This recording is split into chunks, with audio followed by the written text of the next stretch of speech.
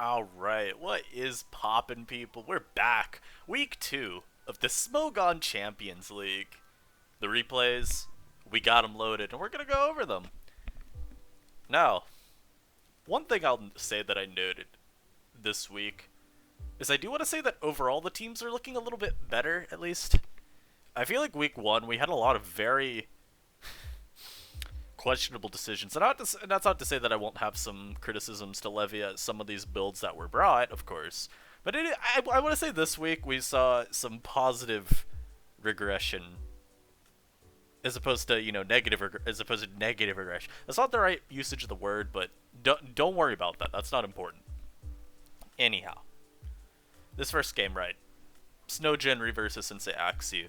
Now, I believe I pinned Snowgenry to win this game. And I don't know, part of it's... I'm just a little bit more convinced with them as a player, I guess. Because while I think Sensei Axu probably is more in tune with NU as a whole, I think he's probably played it more this generation.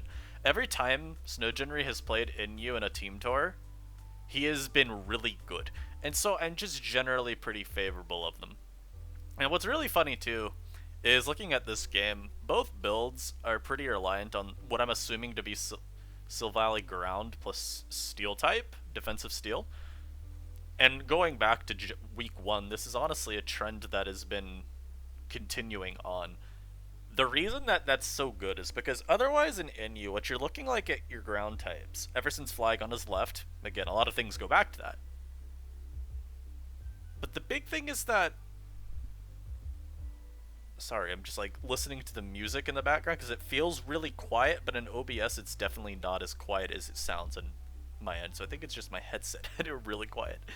Anyhow, ground types in NU are like really slow, right? And so a lot of those cores that you'll be used to seeing are more like, Mudsdale or like CB Golurk, and then you're adding on a Copper Raja or an Escavalier or maybe a Bronzong. But what Silvally-Ground has done, in addition to some things like giving you a good Drapion answer, for instance, is it's opened those builds up to being at least a little bit faster. And that's really big. Expulso said this recently, and I agree with it, but it's that NU, in this tier, I think you do benefit a lot from speed in your defensive cores. Now, whether that's just the defensive Pokemon as a whole being fast, or Talonflame, for instance. I think Talonflame plus Diancie is an incredible core. Whether it's that, or it's just like finding ways to turn these defensive cores, just have them manifest in different ways. So, deviate from the standard CB Lurk plus Rocks Copper and then go into, Silvally-Ground plus Rocks Copper. Even something like Scarf Golurk has some potential, because we've seen it before. It's a set that kind of just takes advantage of people assuming that you're going to be CB. Similar to how Rock Polish can do that with Spell Tag, because that does let you bluff damage on Poltergeist that you're CB, assuming you get, damage rolls for it. Anyhow, that's kind of the mindset, I think, within you right now. If you can manage speed in your defensive cores, it's really cool. And looking at this game, things that we notice right off the rip, I will say this, especially if this is like Levitate Bronzong, I don't know what Snowgenry's how he's gonna manage to win this game, right? Because it's gonna be Rock's Bronzong. It could be Rock's Iron Defense. But Pass isn't looking like it's gonna have too much of an impact other than U-turn spam. I guess the big out for this game would be Snowgenry getting 50-50s right with their Heliolisk. If Sylveon gets 2-chipped, then this Mon could potentially put in a lot of work just through Volt Switch plus Hyper Voice being kind of annoying for Sensei Axu to play around. And in general, this is just a really heavy, this is pivot spam. I mean, look, U-turn, teleport / U-turn, flip turn. If again, we're assuming Silvally-Ground, this can have U-turn and this could be Volt Switch around. So I mean, if he could just spam his pivot moves, and then maybe get a clean up going with one of these two Mons, or even Silvally-Ground, I could see that as a win con. But I don't love the matchup otherwise. Whereas with Sensei Axu, I do sort of favor his team a little bit more. Again, it's kind of just assuming, or it's contingent on what the ability on Bronzong is. If it's Levitate, then again, I'm like, not too sure I love it. But weaken the Bronzong, and And I think this Silvally-Ground's a good shot at doing something. So, look in this game, we see a lead guzzler versus a lead Dragalge, and also just full disclosure, some of these games I've watched, some of them I haven't, just like last time, so some of this will be me trying to figure out what's going on through the game. Seeing guzzler lead versus Dragalge, I mean, this is sort of like a game of chicken in some ways on speed investment, and we're gonna see Sensei Axu lose the game of chicken, and we see what looks like it's Specs Dragalge damage, because my god, that Draco did 5 million. It's actually not, though. Also, yeah, he just Draco'd again. I think this is just offensive Dragalge into, like, full Fizdef Bronzong. You know, he stays it again and he Dracos. It does less than half. That's really sad. But that's still really good damage. I expect a flip turn probably to come out here. Yeah. So, he's gonna just spam knock, but we can flip into Passimian pretty freely here. And then Passimian is gonna eat the knock. And this is good for Snowgenry, because he doesn't really need the speed on pass this game. I think you benefit a lot more from being non-locked. And so, you also get to spam knock. And this is pretty huge. Getting both the poison on the Sylveon, this could just heal Bell away the poison. But regardless, I meant to pause that. Regardless, this is great, because getting rid of the lefties is just going to make this easier to wear down throughout the game. It not being able to generate lefties if it's ever switching into, like, say, Volt Switch from this, or even U-turn from Passimian, because in this gen, you are pretty much always going to see Rock Slide as the last move, instead of how, like, you'd see Gunk Shot or Earthquake in Gen 7. This is going to make it a lot easier for... Fuck. I'm getting my people's names mixed up. It's going to be a lot easier for Snowgenry to overwhelm the Sylveon long term, and that does play into a potential Heliolisk winning, especially with this Bronzong being lower. It just helps for him to be able to potentially spam Hyper Voice at some point. So we're going to see the U-turn, and this does give him Bronzong. This is a pretty free opportunity to rock up, especially because you think he's going to need to heal up with this. And you imagine on this team it's probably like Defog on Rotom Mo. It could be Defog on this, but eh. And we're going to see it Protect just to scout for the Heavy Slam, I imagine. Bronzong doesn't run that too much. In part just because Bronzong has a lot of moves you'd like to run. If you're Rocks, it's like you want Tox, you want Body Press, you want Psychic, you want Earthquake, you want Heavy Slam. Like, the list kind of just goes on for a while.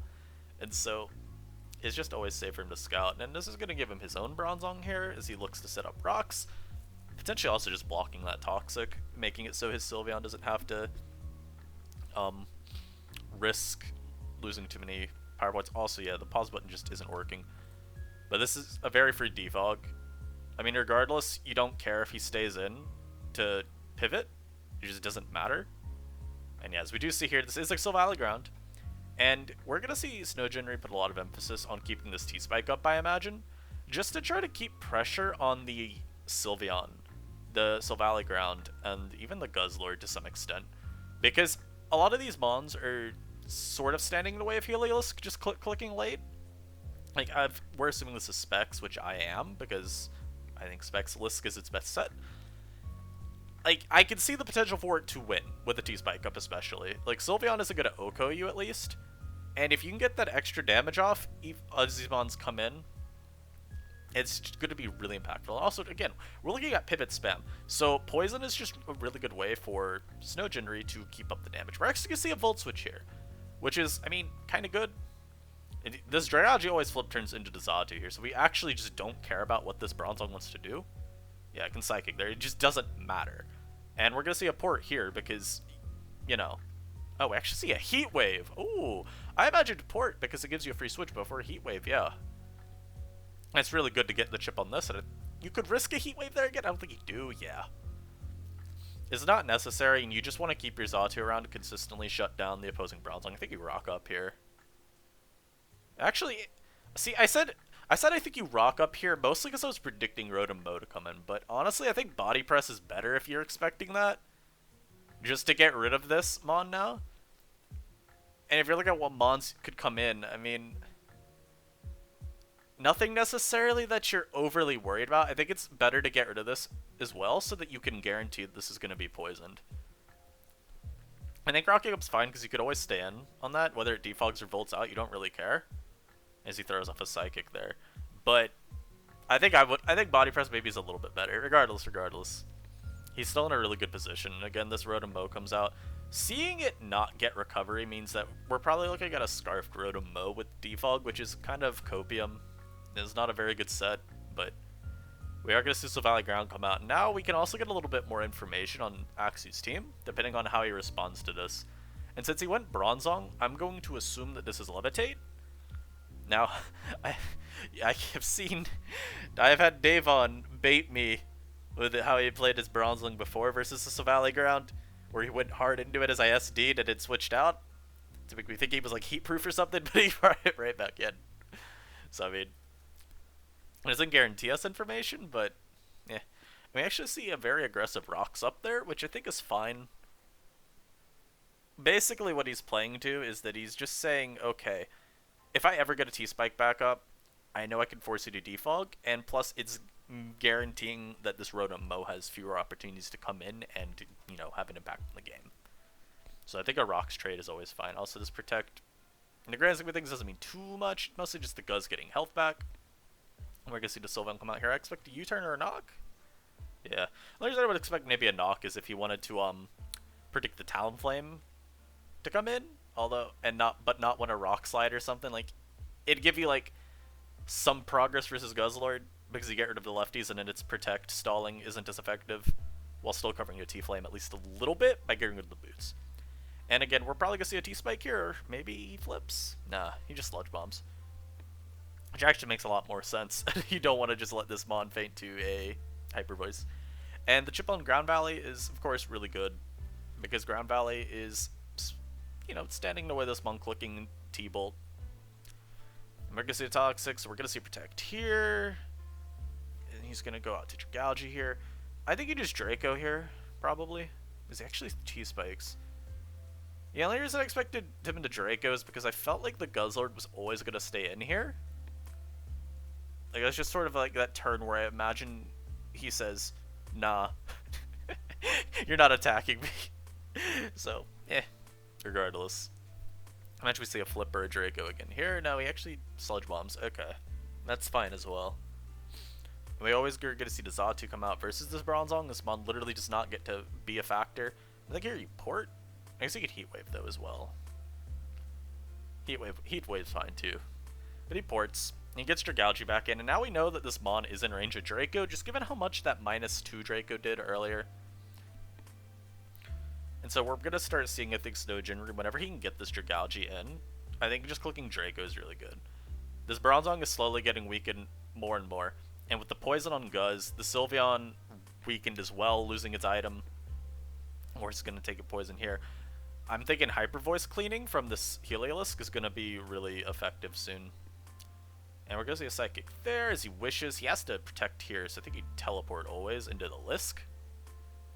And Roost is fine too, just because it helps you against Ground Valley, potentially.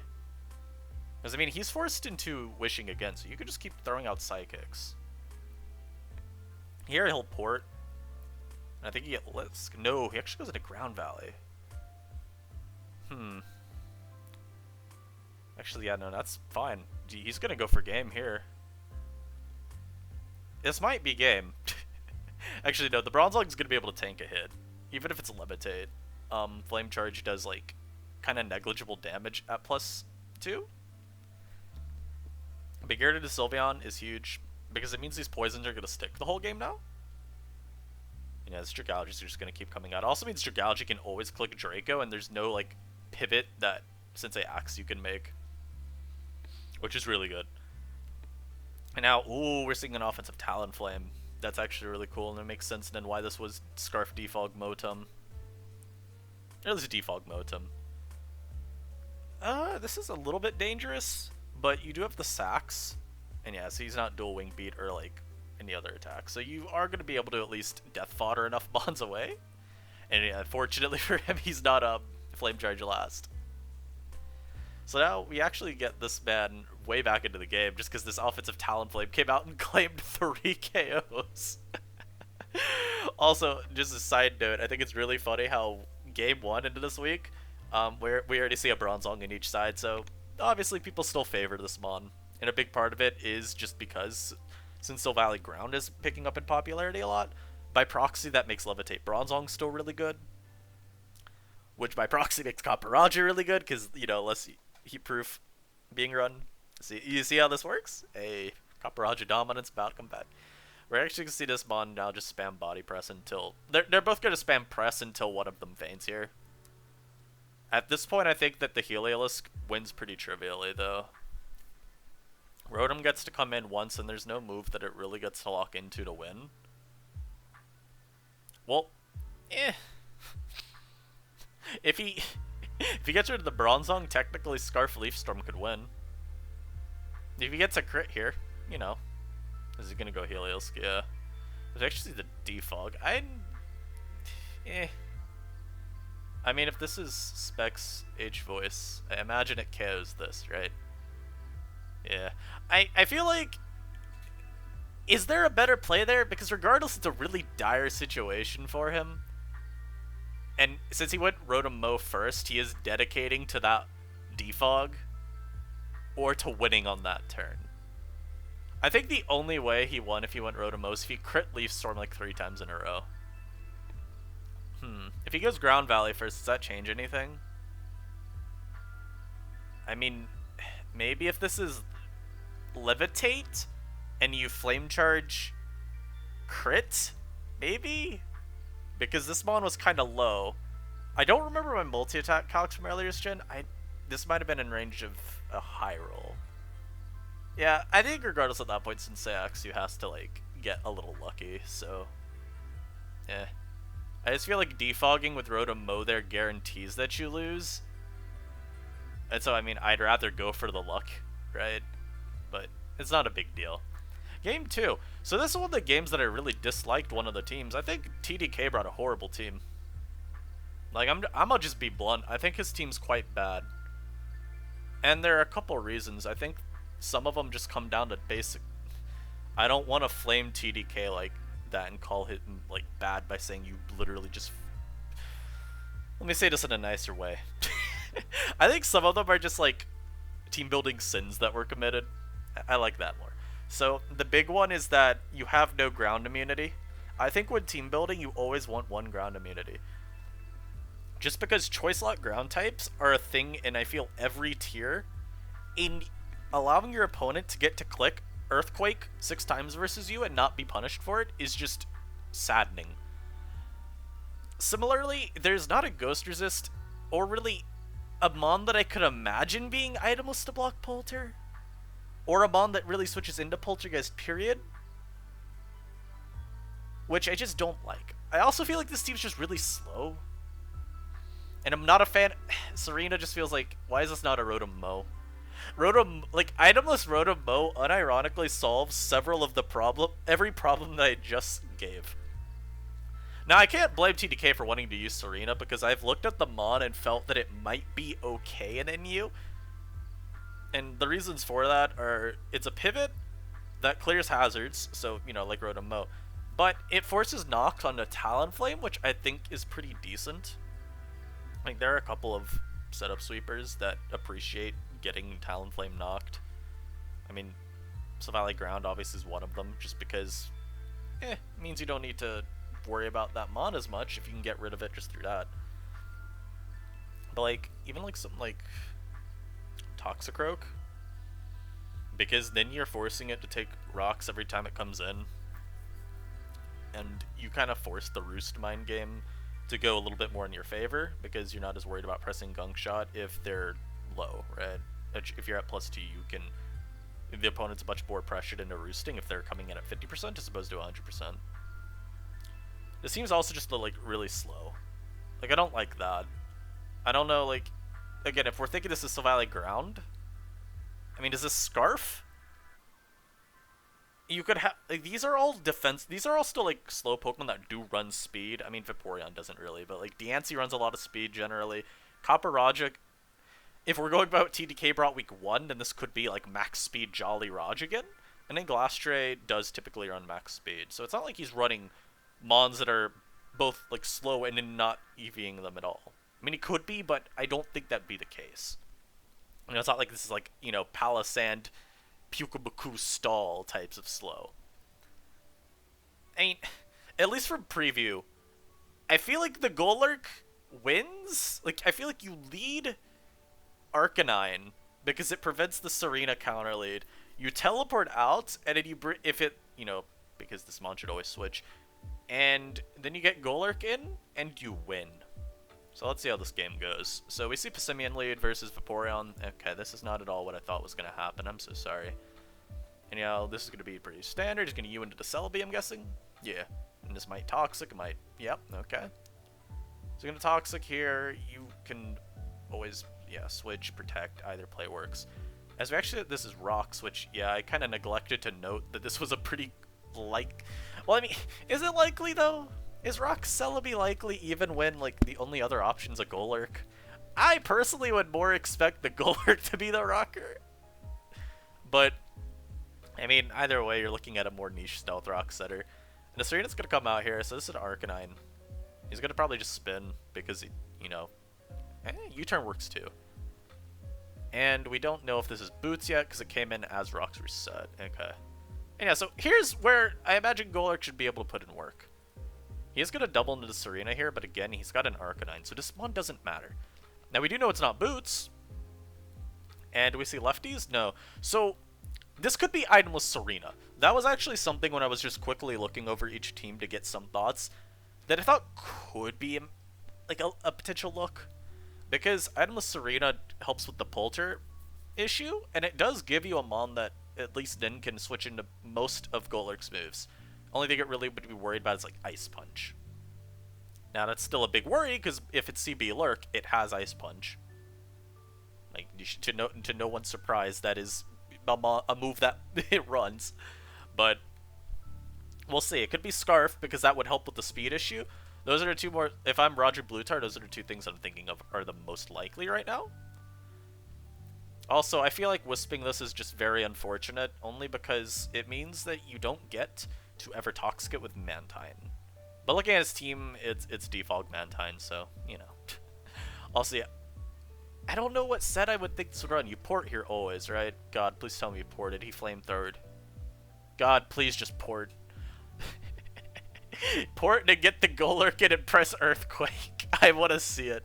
Burning a Diancie is good, and you still can always hard switch into the Diancie. I think that's probably part of his thinking. Even if Diancie is what he's expecting to come in, if it's Serena that he's faced with, it's still just better to Flamethrower on the off chance he goes for a knock. Or, I mean, yeah, that's really the only thing I can imagine you'd expect. A knock, so then you Flamethrower it, and you get a lot of chip. And that's good for, Golurk looking to click Earthquake. And since Diancie, again, you can always hard lurk in versus that for pretty much free. The only things you worry about are Moonblast and the super, super rare Toxic, so it's not a big deal. Lurk comes in though, I mean, this is where we get to see how much Earthquake does. Ah, never mind, I was wrong, he poltered, which is also a good play because there's no Ghost switching.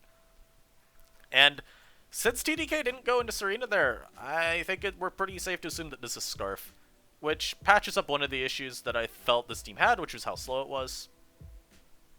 Well, so this is a port angle, right? You heal here. You need to heal here. So Morning Suns. I mean, Celebi's gonna come in again here. And, I mean, I don't know what's gonna do. Did this just flip turned?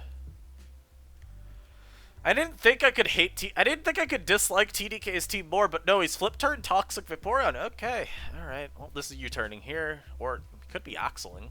Nah, U-turns. I mean, if he's Scarf Serena, which I think he is, I wouldn't think he'd have Spin last, because Scarf Spin... I mean, Scarf Default Grow to Mow is a thing. Not a great thing, but it's one of those sets you use if you need to compress multiple things into one slot very badly. And it's acceptable. So it could be Spin last.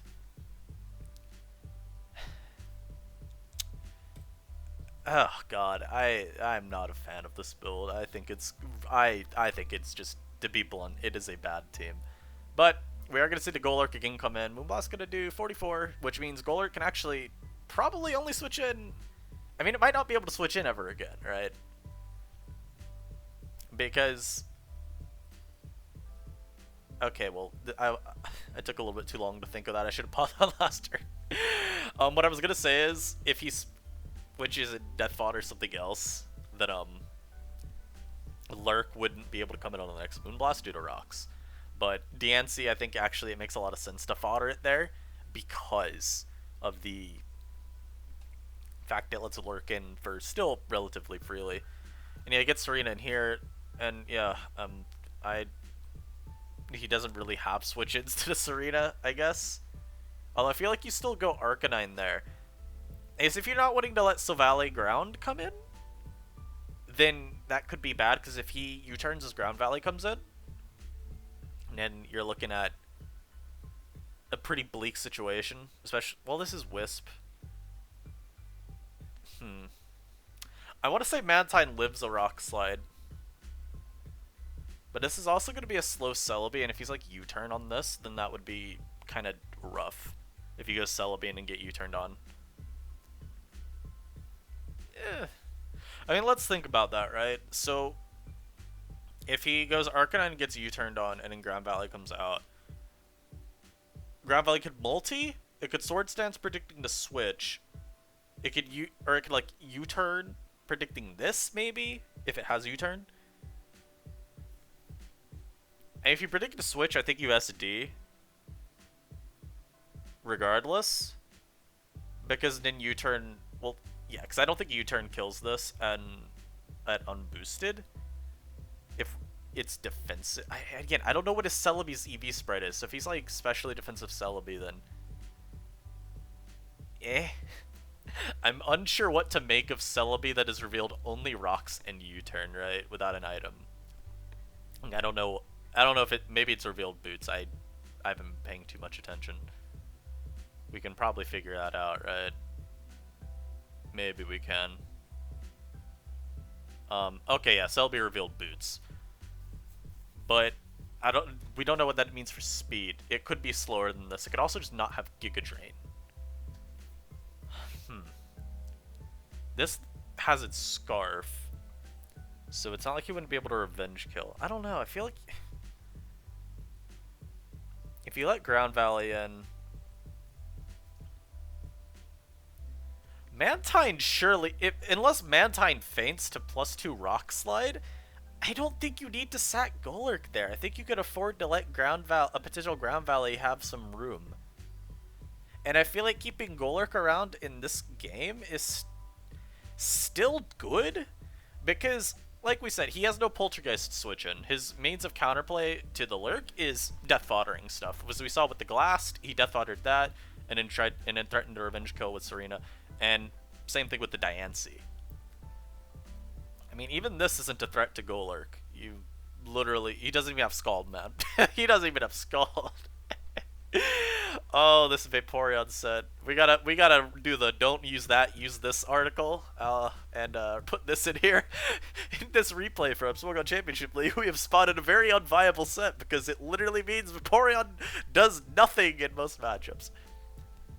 In all fairness to this set, it does solve a couple issues Vaporeon has, in that Mons that typically would take advantage of Vaporeon can't if you run Toxic, some of them at least. And the same deal obviously goes for Flip Turn, where in that it gives you the ability to pivot out on things like, say, Dragalge. Where if you have Scald, you're hoping to get that burn early, and then, you know, you could at least cancel the lefties, maybe get some other hits off, versus it overall limit the amount of staying power. That's a tangent. Basically what I'm saying, to get back on track to where this game is, I don't think you needed to sack Lurk there. I think you still could get some mileage out of it, particularly versus the Vaporeon and the Copperajah.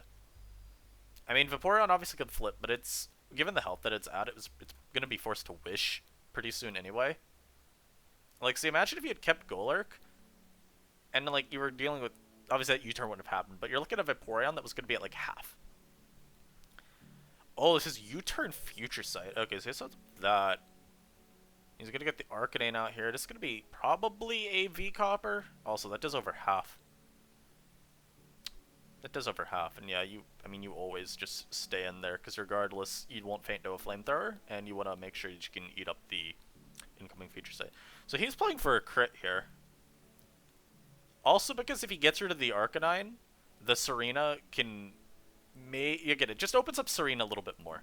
I'm saying the Serena could maybe do something because I still don't know if it actually can. Also, yeah, we get the flamethrower and KO you here. Yeah, so here's where the Ground Valley comes out. And he has got a Deathfire to the Arcanine. That was also a line that could have happened, I suppose. Or that's an unhelpful comp for me. A line that also could have happened is if when he goes Ground Valley versus the Arcanine early, if we talk about going Ground Valley and then Serena U-turning versus Arcanine to bring it in. You could always Wisp it if you're just trying to say no, you don't get to boost here and then like threaten game. Yeah, I don't know. I do disagree with the Golurk sack. I feel there was still a lot of room for it to put in work. Barragus and a Mantine come in, and it was U-turn. Okay. And this is still a very free Scald, though. Mantine can put in, like, a decent amount of work. That Scald did 26, bro. What the hell? This is an AV Copper Raja, and I think it's, like, max speed AV. At least I'm assuming those were AV Raj Scalds. What if it was just... No, I don't think it had to be Choice Band to do that much. It could have been like a Resist Berry, I guess, because I think we saw. Maybe I'm thinking of a different turn, but I saw like a Choppleberry Copper Raja used somewhat recently. Anyhow, regardless, that was like that was like an offensive Copper Raja with no sense of bulk anywhere. Also, Hurricane Miss kind of sucks because I think if he doesn't miss Hurricane, then he wins. But now I think this Silvally-Ground is about to win, especially because it's U-turn. So let's see. He will live the CC. Multi is gonna KO. Actually, Sylveon gets crit, doesn't it? Or is this Spec Sylveon? Huh. Oh, TDK lost this week. Wow. Good. Thank you, Rodri. For some reason, I thought TDK won this week. Like, I thought I saw a win post from him. But no, okay, Rodri did win this week. Good, good. Yeah. No, that's just how that end game works then. He has to go for the flinches versus the Sylveon. Because he cannot... Yeah, so, again, going off of that, I thought... The only reason I thought TDK won this game is because I thought I remembered a win post. But then when I saw the end game, I'm like... Wait, how did he win? Question mark? Okay, good. So, I mean, the lesson you take from this game, I suppose, is Poltergeist switch-ins are very valuable. And this is a team with triple pivot, so Golurk is coming in. And when your only means of beating Golurk is to death fodder stuff and an offensively deal, then it does make that matchup really, really shaky. So, yeah, I think Rodri did a really good job overall of punishing TDK's kind of just porous defensive core, I guess. And while I do still question the Golurk sack, it ultimately didn't matter. Let's get to game 3. So this game, I remember I really liked Kushalos' team. I don't love all the Tyrantrum usage from him, I'll be honest. I think Amon's kind of still mediocre overall. But I think the big thing that I took from this game, just from team preview, was that Sabala's team, while not explicitly bad, was still mildly upsetting because it's Pharaoh Seed without a mon that like really, really punishes Xatu. Yes, you have the Sneasel, and Sneasel is, you know, it's a certified Xatu killer. We know this from Gen 7. Probably even Gen 6. I think Sneasel's banned from NU in Gen 6. I know it's RU, but I think it was banned from NU. Regardless, I feel like you generally want a better Xatu abuser if you're gonna use Pharaoh Seed. But I think this is, again, another case... this is a game that I did watch, I just don't remember much at all from it. Which in some ways is good, in other ways is bad. But this looks like another game where it's, you know, slow Steel type plus Silvally-Ground. We have seen this in every game, bro. Please, let's acknowledge Silvally-Ground as meta. It's fine, guys. We can do it. Also, I'm actually going to pause this real quick. So I'll be right back, and we'll actually just get into the game once I'm unpaused. Alright, we're back. But yeah, going back to what I was saying, I actually saw a little bit of discussion in your Discord earlier today. And there was some questioning about, like, So like consensus is yes, Silvally-Ground should rise on the VR next update. There are just some people disagreeing where. There's any people like to give you a range. Anywhere from mid B to mid A has been proposed. And I saw someone saying that maybe just to like B or maybe B plus they said because they disagreed with A minus, which I think is what I said I was thinking about voting it to. Because they said that they didn't think it was as a meta staple along like as much as like Taurus Decidueye. And those two mods are A minus right now. And while I do get the what's the word reluctance to want to move Silvally-Ground up so high so quickly, I do want to say this: 2 weeks in a row of SCL, it has gotten really high usage. This is a little bit different, I'll say, from like in UPL when Dredagon got a little bit of usage the first week, and then like a slight bit more the next week, and it fell off the face of the earth. So I don't know. Anyhow, again, looking at teams, I do actually remember this is like a Calm Mind to Celebi as opposed to Nasty Plot. And if I were to venture a reason, it would be because with Calm Mind, the team matches up slightly better into Mantine. Which, kind of funny, there is a Mantine in the team. Because, I mean, if you think about it, right, Mantine Scald Hurricane kind of does put in work if you get the Burns versus Escavalier Tyrantrum. And Celebi does not really beat it if it's Hurricane without a dodge. And while dodging Hurricane is a very fair thing to play for, Calm Mind does ease that up a little bit, and since this is the only water resist on the team too, Calm Mind lefties gives you overall a bit more sustain, which I do think there is something to that. So, God, I hate this chat. Anyhow, we see Tyrantrum versus Silvally, and I'll also say this as a point in Tyrantrum's favor. Silvally-Ground is not as bulky as Mudsdale. Yeah, I'm sure no one knew that. But it does give T-Trum, Scarf in particular, which I believe this is, it gives T-Trum a little bit more justification, because your head smashes, you know, they're going to do more to Silvally-Ground than a Mudsdale, and being able to get that extra speed while still having a pretty strong attack to throw off repeatedly is quite valuable. Of course, we are going to see the immediate switch because, well, T-Trum is an OHKO into Silvally-Ground. And this is free rocks for Shallows or a Toxic. Really just kind of depends what he wants to use. And we're going to see immediately this Mantine come out. Now, based on this team, it should be default Mantine. But, yeah, there's not a whole lot that he wants to go into this with. Again, like Celebi, you do have to be a little bit careful with at least. Like, in general, team does not have a good special flying type attack switching just because T-Trum's special bulk is pretty bad. And since it's, you know, being relied on to come into a Mantine Scald, it's a little bit worrying. Pharisee's going to come out. T-Trum's head smash is going to do a clean 24. Yikes. And also, yeah, so here's where we're going to see the conundrum that he finds himself in. Also, yeah, this is T-Wave. So imagine if he had gone Sneasel immediately on a T-Wave. Yeah.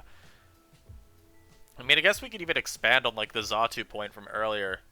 Going back to, I believe it would have been the first game, right? Yeah. Snowgenry versus Sensei Axu. Xatu's move pool has a lot of moves that can mess up Sneasel. U-turn, Heat Wave, T-Wave, all really effective at, like, chunking it or crippling it. And so it just makes it, again, in a vacuum at least, I don't love it as your dedicated Xatu abuser if you're going to run Pharisee. I'd much rather see something like a Tyrantrum, for instance, or even like a CB Lurk. Obviously, CB Lurk is slower than Xatu, but you still force it to, like, pivot out, and having a way to telegraph maybe some switches to get Lurk in is also just really valuable. You know, again, we're going to see Escavalier this time being used as the Mantine switch in part because he does need to keep this thing's health up. He doesn't want to death fodder it early, also immediately punished, by the way. What does that mean on Arceus? Anyhow, yeah, he can't really use T-Trum too aggressively this game because the Silvally-Ground is still at high amount of health, and Pharisee, you know, he could death fodder T-Trum to get rid of Pharisee essentially, but it's not incredible.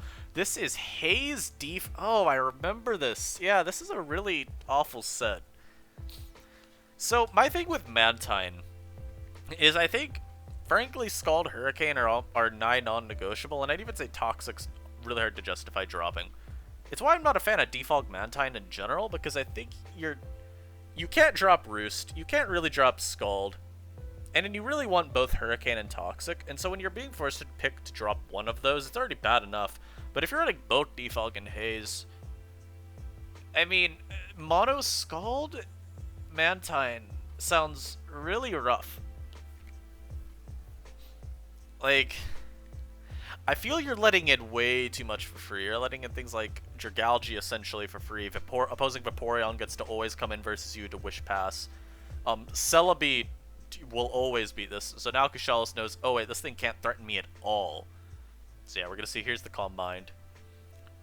I don't know. I mean, I guess this can threaten it also. That was weird. He went in to see him, and then he switched immediately, and yeah. That smashes the Ferroseed. Getting rid of the Ferroseed would be good for the Celebi. Every hit off on it is good. I just don't know what the Celebi's coverage is. You know? That is a very aggressive play from Booty. Is he going to set up hazards? No, he's just going to knock again. Okay, that's fine. The Ferroseed's gone. Let us rejoice. Cecil comes out here. Talonflame is the switch it of choice. And we are going to see the Sneasel immediately punished for daring to use a move that makes contact with the Talonflame. Talonflame's a really good mod, man. I think at this point, I mean, if we're just looking at teams, right, I do think the Sneasel could potentially win the game, but it's very contingent on this Talonflame actually taking damage, right? Because, yeah, he can always heal bell this back up, so it's not a huge deal that it got burned, it's more just a minor inconvenience. We'll see how this goes here. I mean, this is a pretty neutral play. He's just going to Age Voice the Escavalier for 3 damage. I think the Sneasel can still win, though, because obviously, you know, Ice Shard's going to pick this off. Mudsdale, I don't think, can survive +2 Axel even with stamina. Celebi, Lamau. Xatu, Lamau. Escavalier at this range, Lamau. Essentially, it's just, can you pressure the T-Flame? The main problem I would see, and I'm not talking about that sequence because there's nothing of worth to say. I'll pause it now because this is samming. But the problem with trying to get this to win is, like, how do you force this to take damage? Like, maybe with Salazzle? Because, you know, a Nasty Plot Salazzle could potentially do something versus either of these, pending the move it's got. You know, if it's Overheat, it can always remove the Mudsdale. But I think even at this range, +2 Flamethrower might be threatening to Oko, depending on, like, a roll. Probably not Protect, but, you know. So if you get to this, then, like, Lazzle could maybe force T-Flame in, and then you get, like, a Sludge Wave off. But even then, it's like, I feel like one of T-Flame and Mudsdale probably always deals with Salazzle. And so then I look to, okay, Silvally-Ground. The line that I would see, right, would be like Lazzle getting rid of Mudsdale, and then maybe Ground Valley, or Lazzle weakening Mudsdale so that Ground Valley can KO it, and then maybe get rid of this. I don't know. I'm trying to think of, like, a way that Sabalo would be able to play this to where T-Flame ends up weakened or removed outright. There aren't too many. So he's gonna H-Voice, he's gonna pass the Wish himself, and again, Mantine always is gonna have to be his way of dealing with the Celebi. And since he has Haze, he should generally be able to keep up. But this does give T-Charm a free switch in. Now, Silvally-Ground, we're going to see this mon take a hefty amount. Actually, no, you go Sylveon. Why? I mean, that's fine. He forces to Wish. Actually, didn't even Wish. What? I'm surprised. Mostly just because wait. let me retract those statements. I am not surprised at all that this Sylveon did not go for Wish versus a Tyrantrum that was faster. I am sorry. It is late. I'm tired. I'm only at game 3, man. We're gonna see Defog. I mean, again, like, there's not much to talk about on these turns. Let's put this on fast. That should help us get through some stuff. You know, it really doesn't make these turns go much faster. This Scalds. U-turn there. Celebi's back out versus the Mantine. This is just a matter of like stat stalling, really. Not stat stalling, PP stalling. The Mantine is going to, you know, haze, spam. Xatu comes back out. Yeah, we're just seeing a Mantine get PowerPoint stalled. Okay, so now something new has happened. Sneasel's back out. What can Sneasel do this time? Do you SD up immediately? Because I don't think you can. He actually, bro, this man has hit like 2 axles this game. Not 2 3-hits, no, 2 singular axles. That's wild. Man, this comes back out. He's gonna sack the Sylvie onto it. I think now you do get Silvally-Ground in. And you could force a Swords Dance here. Yeah, so you don't Oko the Mudsdale's the problem. So I remember when I was watching this game, I actually thought, I think the first multi is good, but I did say to myself, I do think you probably do just still risk the second multi on an over prediction, like if he EQs you, predicting you to set back in. I just think that gives you a little bit more room to maybe force some progress, and then yeah, you do have to, I feel like you do have to read, if you're at this point for Silvally, you are kind of on the back foot. I think you do have to make a couple of these like more aggressive plays. Rockslide doesn't even KO Xatu, that is sad. Yeah, ain't no way in the second game here that Rockslide KO'd Mantine.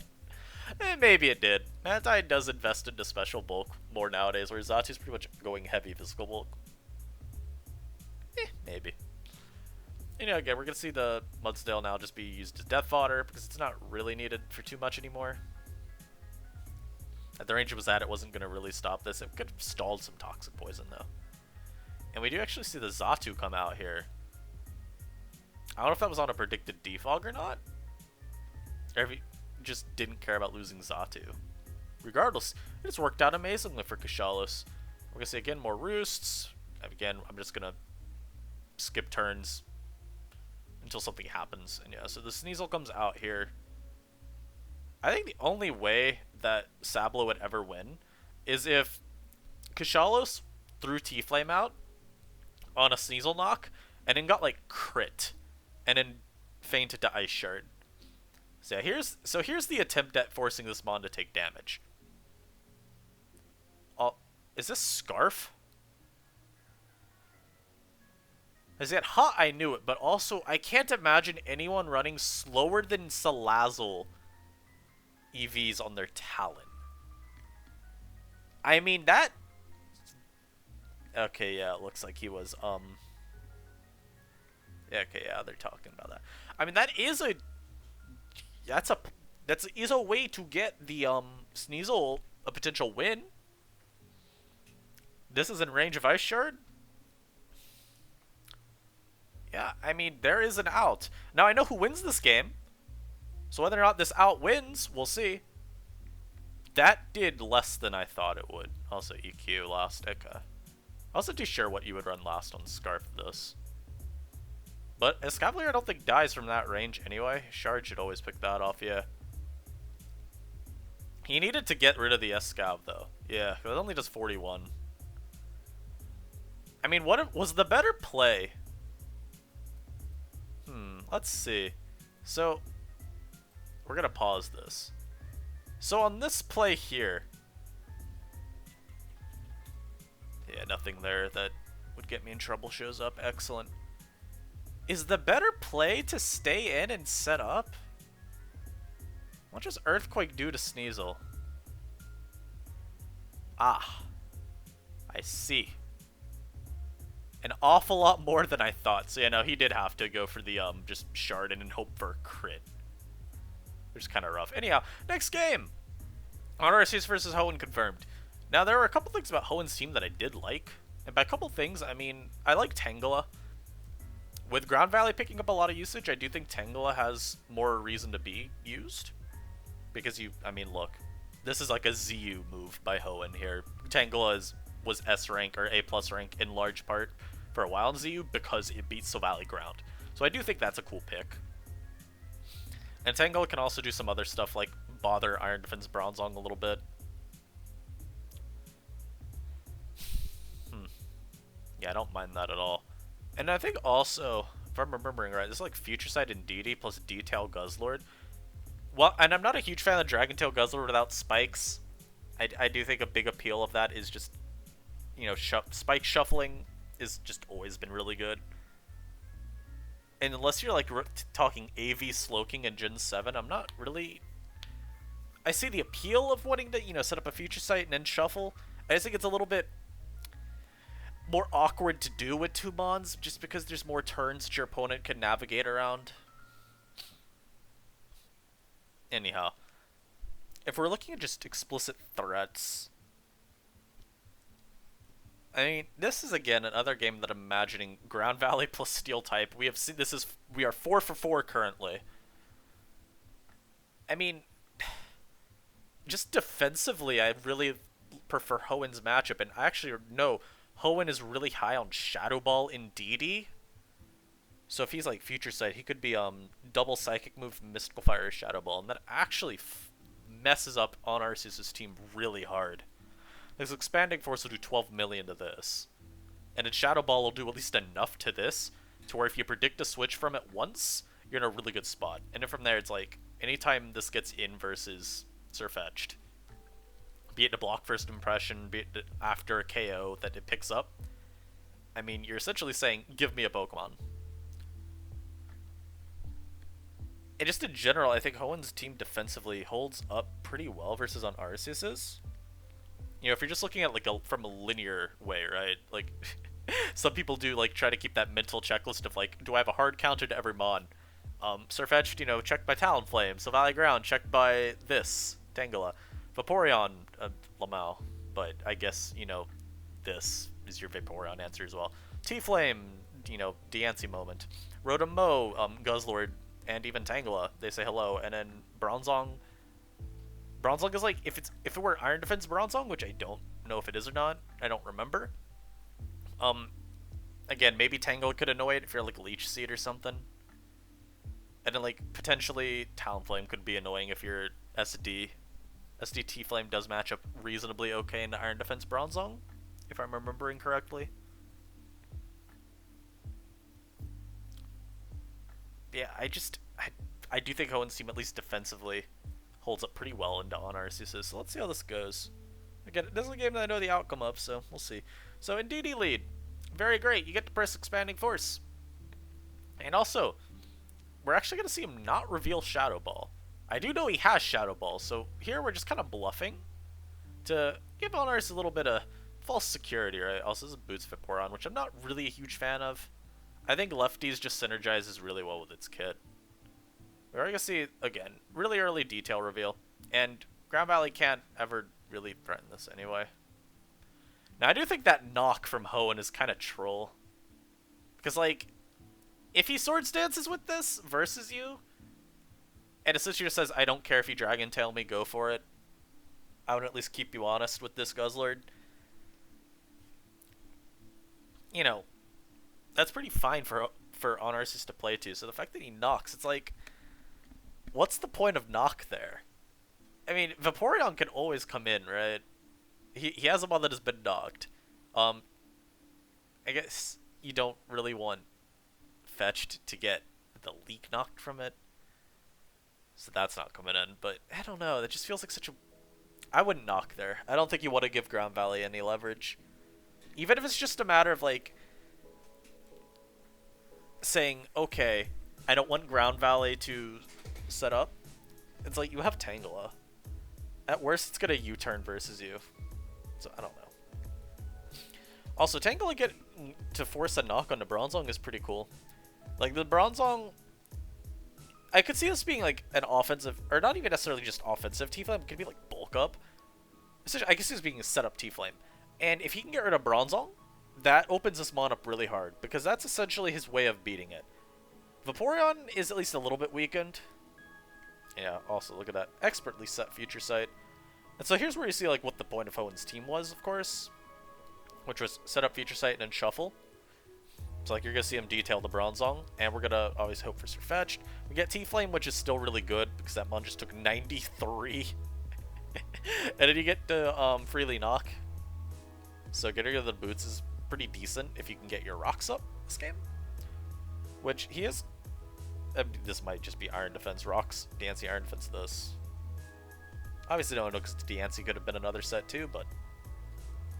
He's going to get his rocks up now, and T-Flame is potentially gonna just end up weakened. This is actually a bulk up T-Flame though from on Arceus' team, and yeah, because of the burn and then the bulk, he's gonna be able to stall out Diamond Storms, which is kind of funny. And this may not be Heal Bell, because he could be Moonblast last instead. There's no world in which this T-Flame ever wins 1v1, right? Right. Right. You don't beat Diancie 1v1, right? I don't want to see...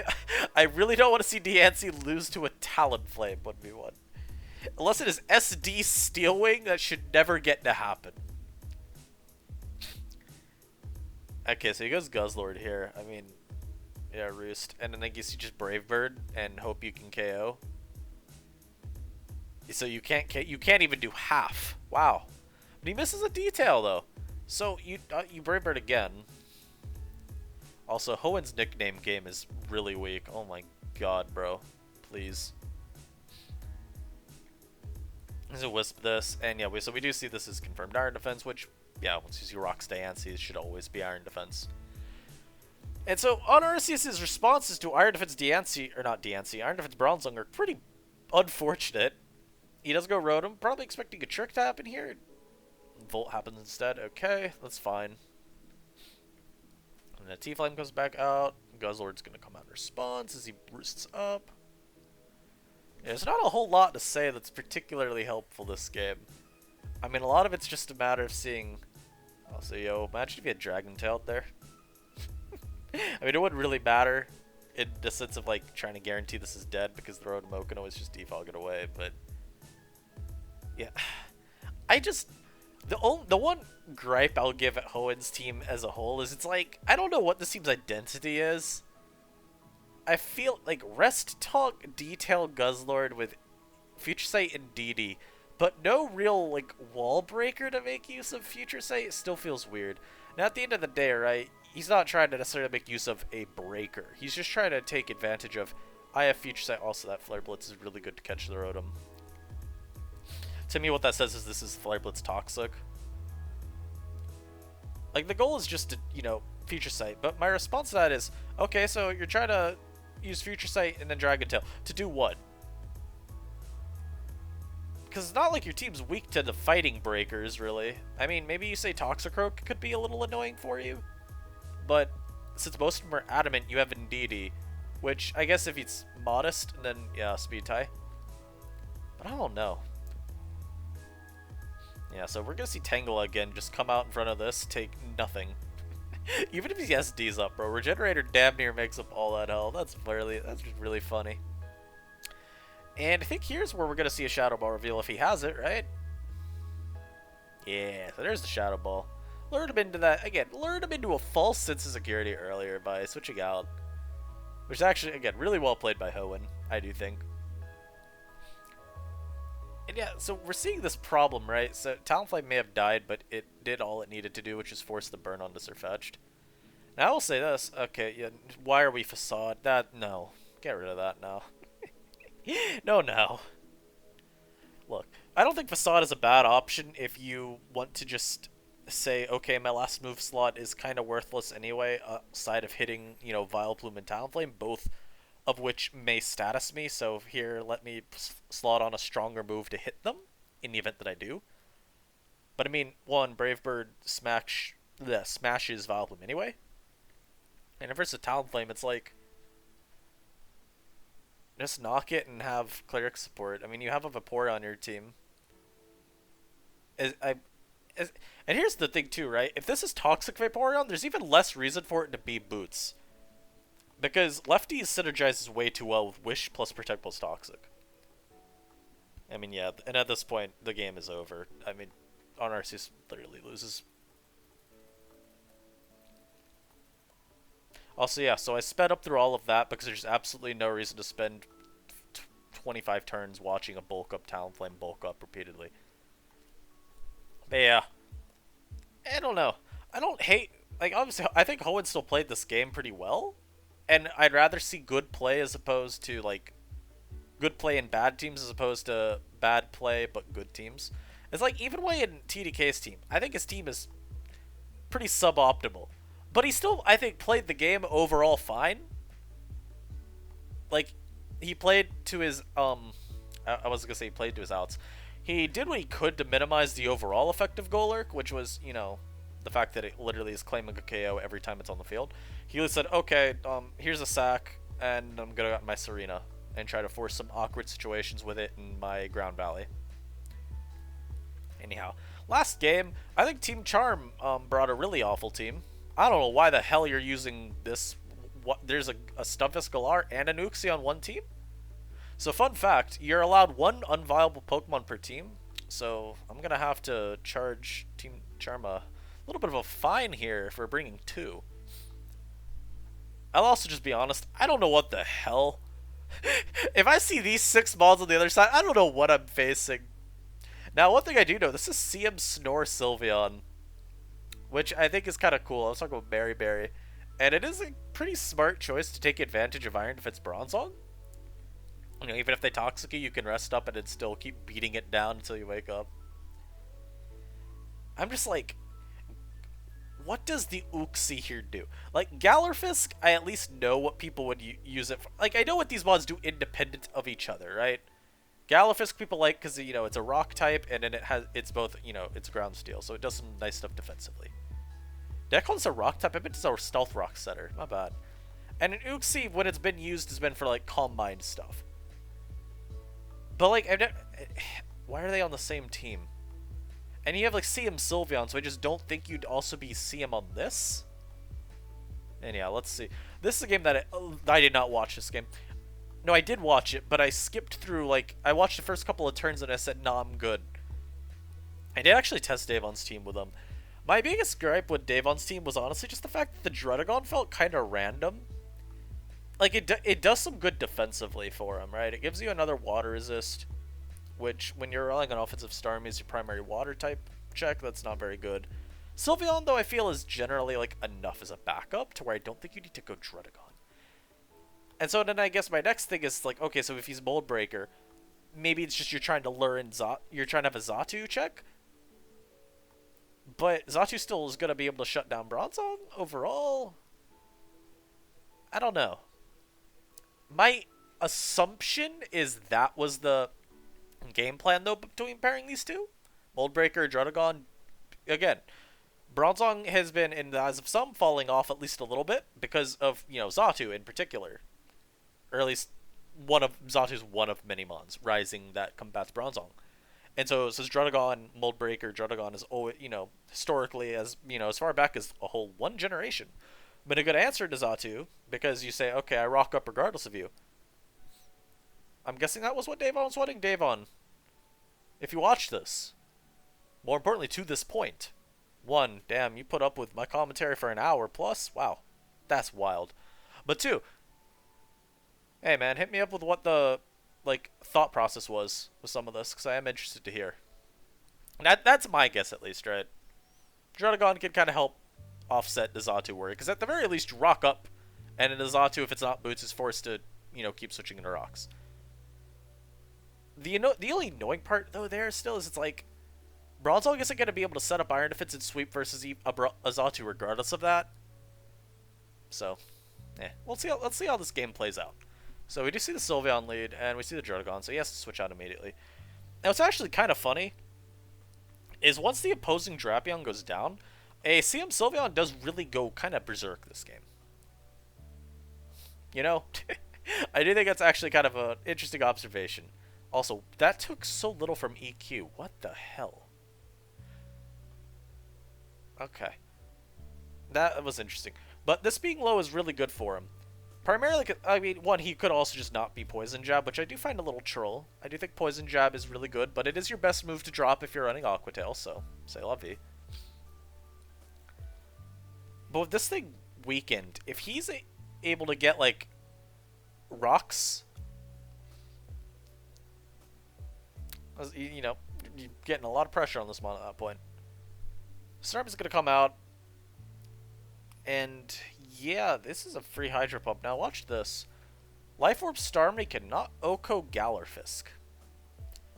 When I saw this as I was watching the game, I think that's why I stopped watching. I saw that damage roll and I got really offended. So it's like, nah, I'm good. Oh my lord, it's so depressing, man. I'll see. I see the ice beam because there's really no reason for him to waste power points. Also, just because if he goes Gallerfisk, you do still want to hit that.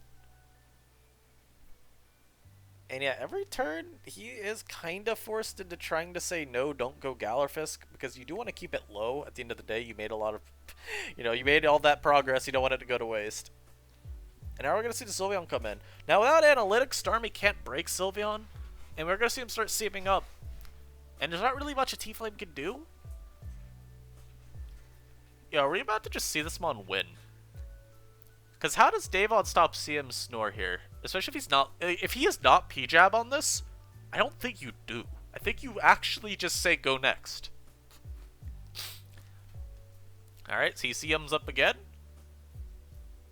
Yeah, what do you have? Brave Bird does 29. This isn't a Mon. This is not a Revenge Killer. That is a lot. Ooh. So here you're gonna rest. Again, we know we CM Snore, so I can telegraph these plays a little bit. And then you just snore here as the Drapion comes out? Oh no, as the Druddigon comes out. Okay. I think in some ways that is just, like, death fodder, because if you see rest CM, you assume, I think, snore last. I don't think this is Poison Jab. I don't think he's Poison Jab Drapion, guys.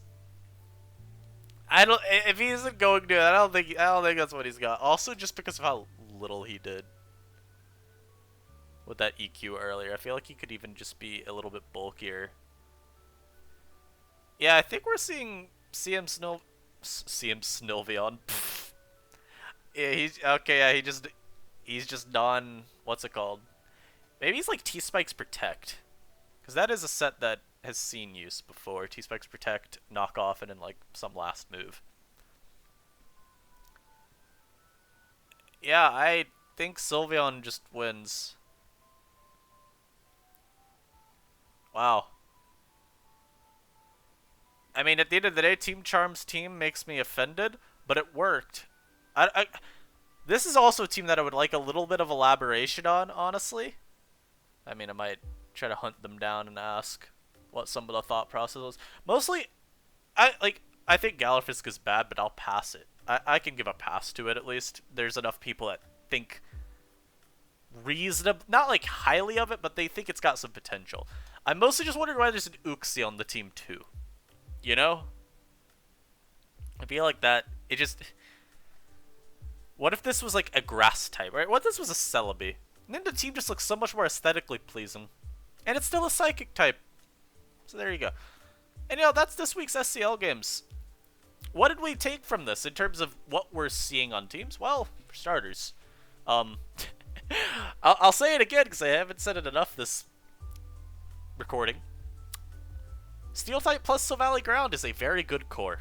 Whether it's a Scavalier that you're using, Bronzong, Copperajah, literally 4 of the 5 games we watched had that on one or both of the sides. And I don't really see any reason for it to stop happening, right? Silvally-Ground, it's a fast ground type that definitely does take advantage of, again, the prominence of Heatproof Bronzong. And if we see people forced into using non-Heatproof Bronzong, well, hey, especially like that Copperajah pairing starts working out a lot better. Now, I will say this much, I mean, people do run like T-Flame plus Bronzong a fair bit. And then you're also forced into the potential of running into like another mod on the team that can cover... to put it short, Copperajah still faces some awkward coverage issues / some issues trying to figure out what move do I use on this turn when I'm faced with like 2 Pokemon that both answer me pretty consistently. But I do think that it's pretty cool to see the spawn picking up. I also think Scarf Tyrantrum continuing to see a little usage, only from Kushalos, but it putting in work 2 weeks in a row. I'm pretty sure I knew Kushalos lost week 1, but I remember the T-Trum at least doing something, right? Hoen's Teatrum did something. Mickey Chalice's did nothing. But seeing Teatrum put in some work is cool, and I do think that it has some potential, at least in this meta. Like, if we're gonna see more frail ground types run, and by ground types I mean one, be just Silvally-Ground, but if we're gonna see that mon run more, that is something you can actually muscle past a little bit more reliably. And I guess too, if we're gonna see less Bronzong and more Copper Raja, that is also a point in Teatrum's favor, because Copper lacks the same physical bulk as Bronzong, and actually just gets doinked by CC. Anyhow, I hope you all guys enjoyed. This is a really long one, in part because I had a little bit more to say at certain points. But it was fun. I do enjoy going over these games, even if I'm not maybe always, you know, even I'd always have something to say, because let's be fair here, at times there just really isn't too much to say. It is still fun to at least give some thought process, at least where I am in the game. Be like, okay, what would I do here? What do I think of these teams? How do they, what do these teams and just overall the play say, say about the meta and where it's going? I think there's some fun in that. Anyhow, that's it. I'll catch y'all next time. Peace.